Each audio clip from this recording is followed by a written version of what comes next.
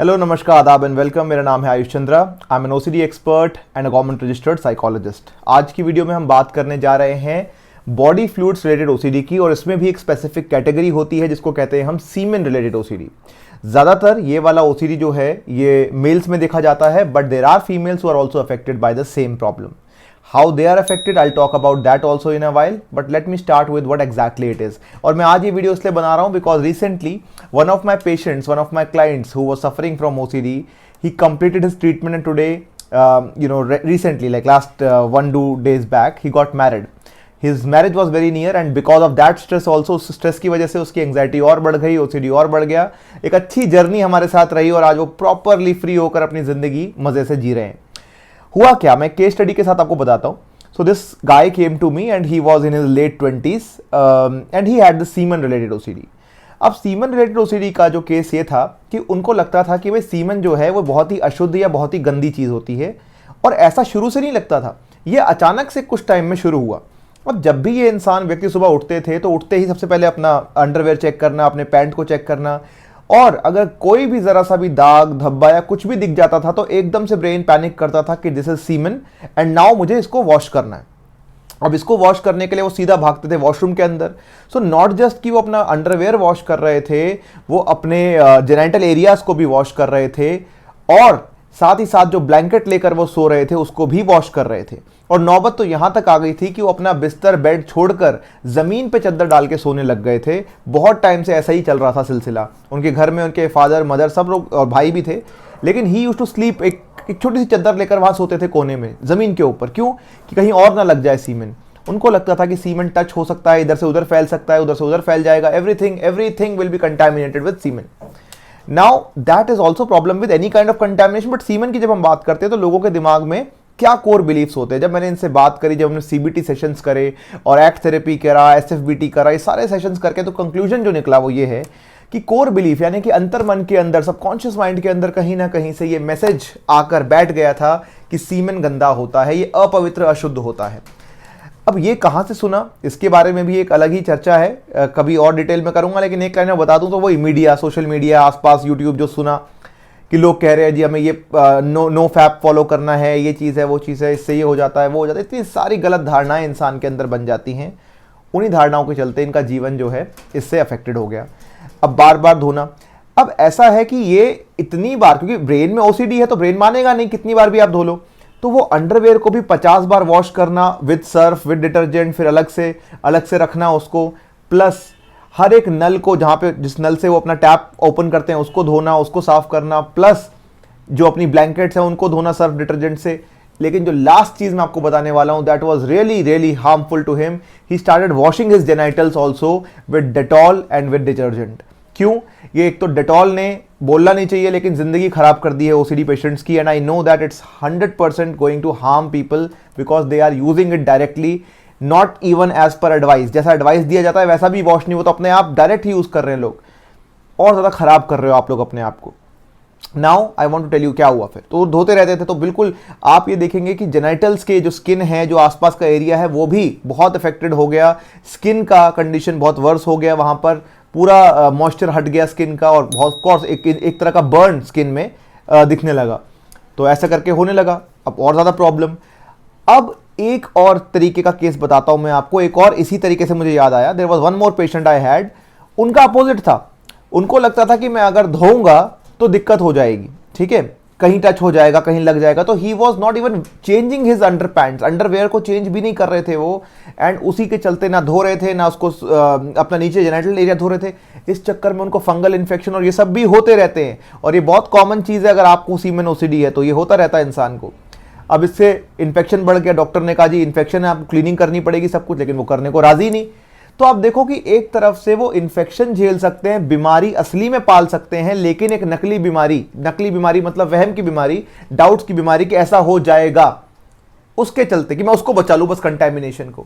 आपकी गलत धारणाओं पे आधारित है ये सारा कुछ, क्योंकि सेक्स एजुकेशन नहीं है, क्योंकि आपके बिलीफ सिस्टम्स, आपने कुछ भी इंटरनेट से मान लिए, किसी भी एंटरटेनर की बात मान ली। इसीलिए कहता हूं please follow the right professionals, right information, right resources. If you are new to the channel, subscribe to this channel also, because I am a registered psychologist. Shraddha madam is also a registered psychologist. We run this Psychology Delhi from a very long time.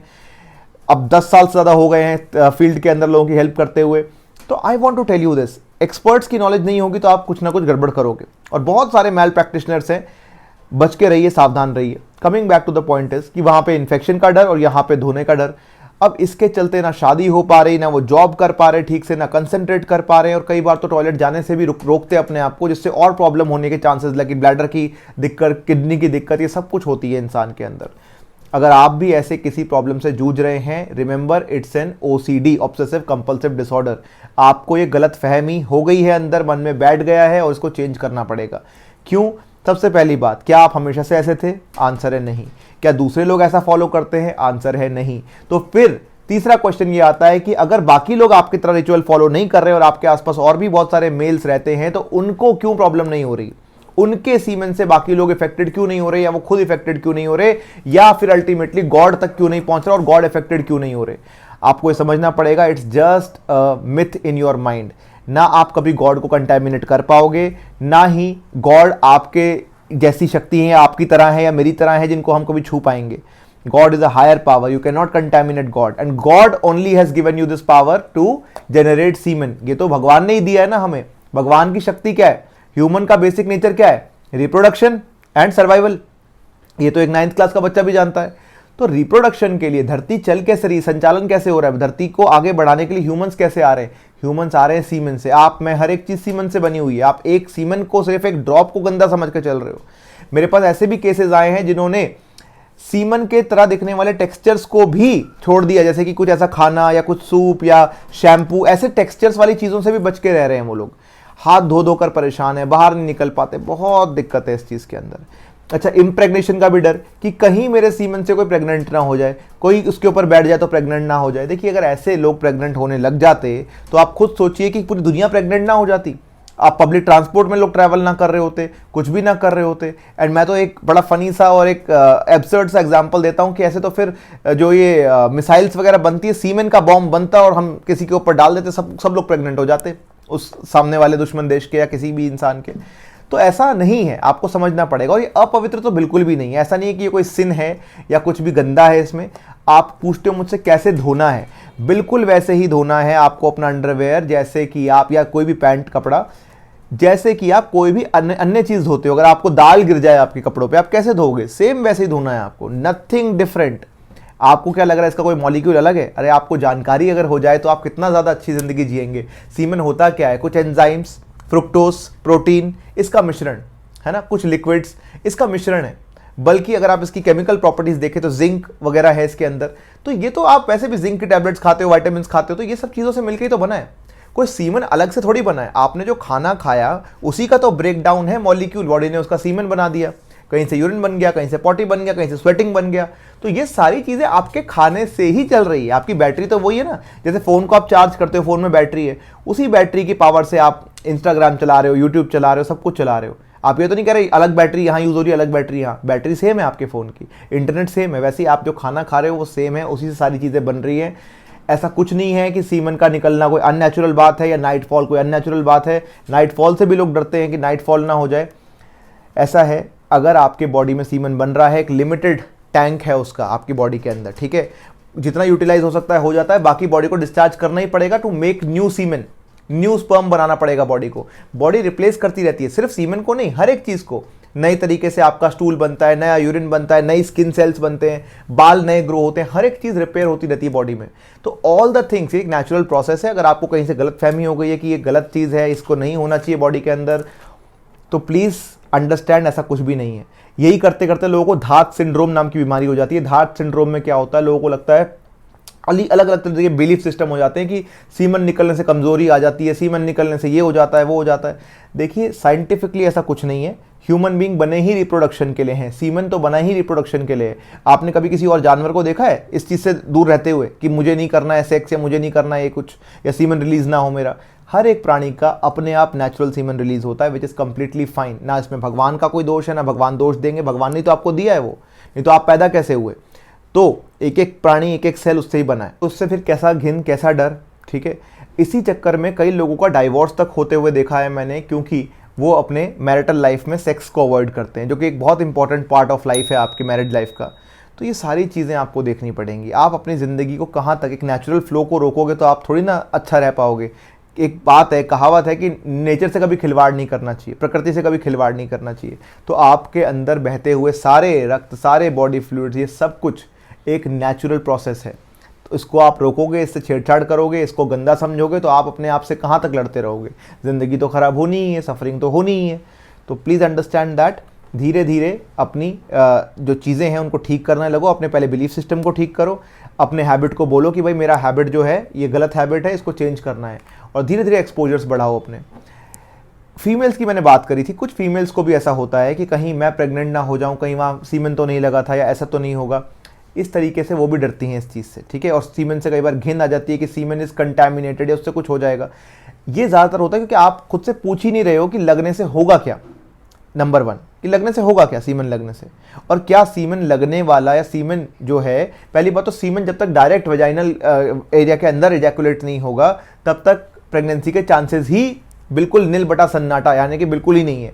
बल्कि आप तो ये देखेंगे कई बार तो vaginal penetration के बाद, sexual experience के बाद भी अगर आप इजैकुलेट करते हैं मेल्स, तो भी प्रेगनेंसी नहीं हो पाती। कई बार, कई केसेस में आपने देखा होगा IVF सेंटर्स खुले हुए हैं कई तरीके के, तब भी फीमेल प्रेग्नेंट हो जाए, ये कोई प्रॉपर बात नहीं है। उसके लिए भी आपको गायनेक कंसल्टेशन लेना पड़ता है कि किस पीरियड में करें, कब करें हम सेक्स, तब जाके हमें प्रेगनेंसी का एक्सपीरियंस हो। ये कोई इतना आसान काम नहीं है। तो दुनिया का हर एक इंसान प्रेग्नेंट हो जाता, हर एक व्यक्ति प्रेगनेंसी की बहुत इजीली हो जाते हैं हम लोग, ठीक है। फिर तो मैं तो कहूँगा ऑफ कोर्स जोकिंगली कि फिर तो हमें आयरन की अंडरवेयर्स पहननी पड़ती या कोई वैक्यूम सील्ड अंडरवेयर पहननी पड़ती, पर ऐसा नहीं है। सीमेन बाहर आते ही उसके सेल्स डेड होने लग जाते हैं, उसकी प्रॉपर्टीज डिस्ट्रॉय होने लग जाती हैं, और आप सोच रहे हो कि यहाँ से वहाँ फैल जाएगा।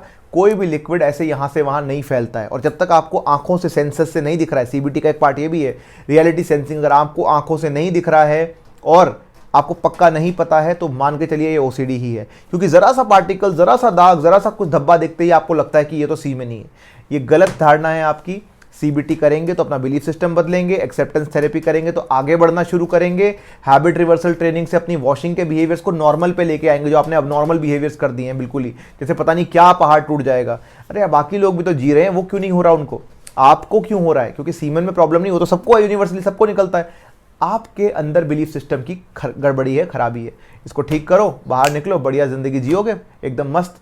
तो ये चीज़ मैं समझाना चाहता था आपको। सीमेन से डरने की ज़रूरत नहीं है आपको, नॉर्मली वॉशिंग करनी है। कोई भी एक्सटर्नल प्रोडक्ट जैसे कि हार्श साबुन, डिटर्जेंट, डिटॉल, जो भी आप करते हो एंटीसेप्टिक यूज़, सब बंद कर दो। ये आपको और घायल कर देगा और आपको हार्म कर रहा है, परेशान हो जाओगे, आगे और परेशानियां आएंगी। आप रियल प्रॉब्लम मोल ले रहे हो एक फेक धारणा की, एक गलत धारणा की वजह से, ठीक है। तो धात सिंड्रोम की मैंने बात करी थी, वो भी डायग्नोस करना पड़ता है। जब आप आते हो तो मैं देखता हूं। धात सिंड्रोम की बात एक लाइन में और कर देता हूं। कोई भी आपको ऐसा लगता है वीकनेस हो रही है, कमजोरी हो रही है, मेरी आंखों की रोशनी जा रही है, स्किन कलर डार्क हो रहा है, ऐसा हो रहा है, ऐसा कुछ नहीं होता है। मास्टरबेशन करो या सेक्स करो, एक ही बात है। इवन नाइटफॉल भी बिल्कुल नेचुरल प्रोसेस है। मास्टरबेशन को सिर्फ एक टाइम ऐसा होता है जिसको हम गलत कहते हैं, एक दो चीजें हैं जहां हम गलत कहते हैं। बायोलॉजिकली बिल्कुल ठीक है, वो शरीर में कोई प्रभाव नहीं पड़ रहा, आपको कोई नेगेटिव इफेक्ट नहीं पड़ रहा है। हाँ, अनटिल एंड अनलेस आप कंपल्सिव मास्टरबेशन कर रहे हो, आप जबरदस्ती कर रहे हो, मन नहीं कर रहा, बॉडी रिएक्ट नहीं कर रही है, आपकी बॉडी नहीं मांग रही है आपसे सीमेन रिलीज, पर आप जबरदस्ती कर रहे हो, that is one thing. Bar bar repetitive कर रहे हो, रुक नहीं पा रहे हो, that is also one thing. आपको कोई पॉर्न एडिक्शन टाइप का प्रॉब्लम हो गया, दैट इज वन थिंग। तो ये चीजें जो आपकी जिंदगी को इफेक्ट करती हैं, ना कि अपने आप में सीमन का प्रोडक्शन या रिलीज होना कोई गलत बात है या कोई गलत बायोलॉजिकल प्रोसेस है। तो प्लीज अपने दिमाग के डाउट क्लियर कर लो, मत देखो इधर उधर लोगों को कि वो क्या बोल रहे हैं, वो कौन सी प्रोसेस, कौन सा प्रोग्राम वो फॉलो कर रहे हैं कि मतलब नो फैप करेंगे, ये करेंगे, हम सीमन बचाएंगे, ये करेंगे। कुछ नहीं होता है, बचाने वाला कुछ नहीं है इसके अंदर, बचाने जैसी कोई चीज़ नहीं है इसके अंदर। ये तो आप जितना रोकोगे उतना बहेगा, क्योंकि नेचुरली। हाँ, ज़बरदस्ती करना गलत है, ये मैं आपको बोलता हूँ, क्योंकि आपका टाइम भी वेस्ट होगा, आपकी ज़बरदस्ती का फोकस हटेगा, आपका ध्यान गलत चीज़ों में जाएगा, उससे और गलत धारणाएं बनेंगी आपकी, उससे आप दूर रह सकते हैं। बाकी आगे मिलते हैं अगली वीडियो में। ट्रीटमेंट चाहते हैं अगर आप मुझसे या मेरी टीम से, नीचे ट्रीटमेंट करके कमेंट करिए और मैं आपको नंबर शेयर करता हूं अपनी टीम का। We will get over it, बाहर निकलेंगे और इससे बढ़िया तरीके से जिंदगी जिएंगे। तब तक के लिए अपना ध्यान रखिएगा, टेक केयर। वीडियो पसंद आई तो लाइक करिएगा, चैनल को सब्सक्राइब कर लीजिए। It's very very important for you, because I only promote the logical, scientific, psychological based information। यही एक आपका one stop solution for all हो जाएगा। Don't worry about anything. और जो आपको कहते हैं OCD ठीक नहीं होता, उनसे मुंह मोड़ लीजिए, ओसीडी ठीक होता है और आप भी रिकवर होंगे। जरूरत है आपको तो एक राइट एक्सपर्ट की, और राइट एक्सपर्ट जब भगवान की मर्जी होगी आपको मिल जाएगा। And you also have to take action. भगवान की मर्जी सिर्फ नहीं होती, आपका एक्शन भी होता है। ईश्वर ने कहा है I help those who help themselves. ईश्वर भी उनकी मदद करते हैं जो अपनी मदद स्वयं करते हैं। तो अपनी मदद करना शुरू कीजिए, और तब तक के लिए keep beating your fears like a pro.